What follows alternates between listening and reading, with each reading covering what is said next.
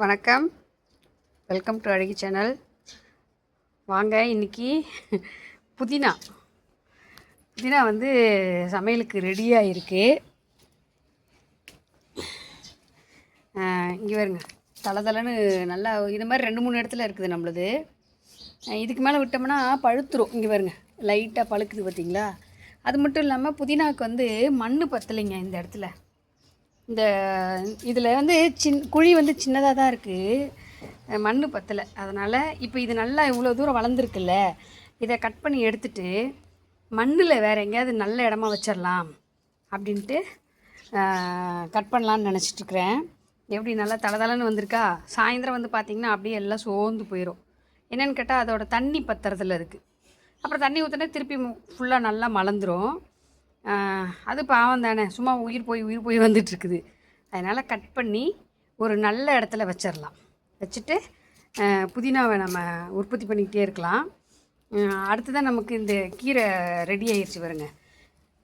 எந்த அளவுக்கு தளன்னு வளர்ந்துருக்கு பார்த்திங்களா. அடுத்த நாளுக்கு இந்த கீரை தான். இன்றைக்கி பொரிக்கலை, நாளைக்கு பொரிச்சிக்கலாம் இந்த கீரையை. ஆனாலும் உங்கள்கிட்ட காமிக்கிறேன் எப்படி வளர்ந்துருக்குன்னு. இதில் வந்து சின்னதாக குச்சி வச்சிங்கன்னா போதுங்க, வந்துடும். இவ்வளோண்டு வச்சிங்கன்னா கூட உடனே வந்துடும். இங்கே வருங்க, இது எல்லாமே எடுத்து நம்ம சமைச்சிக்கலாம்.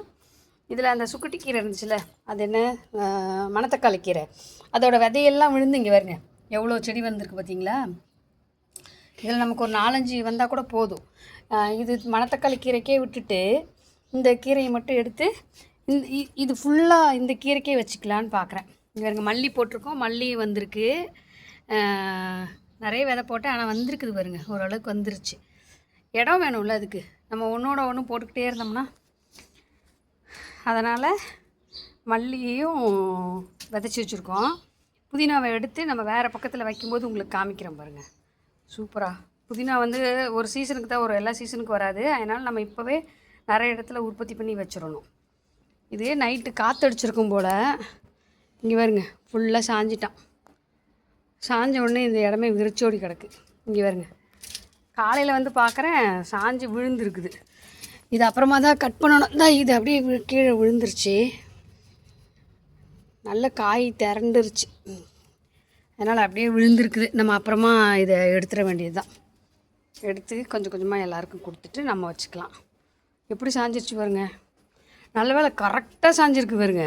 எப்படி கீழே இல்லாமல் மேலேயும் இல்லாமல் இந்தா இங்கே பாருங்க. காலையில் வந்து பார்க்குறேன் அப்படியே சாஞ்சு கிடக்குதே. நல்ல வேலை எதுக்கு ஒன்றும் ஆகாமல் அப்படியே சாஞ்சிருச்சு. அப்புறமா வெட்டி தண்டு எடுத்துகிட்டு இந்த பழத்தையும் வெட்டி எடுத்துக்க வேண்டியதுதான். பழுத்துரும்னு நினைக்கிறேன்.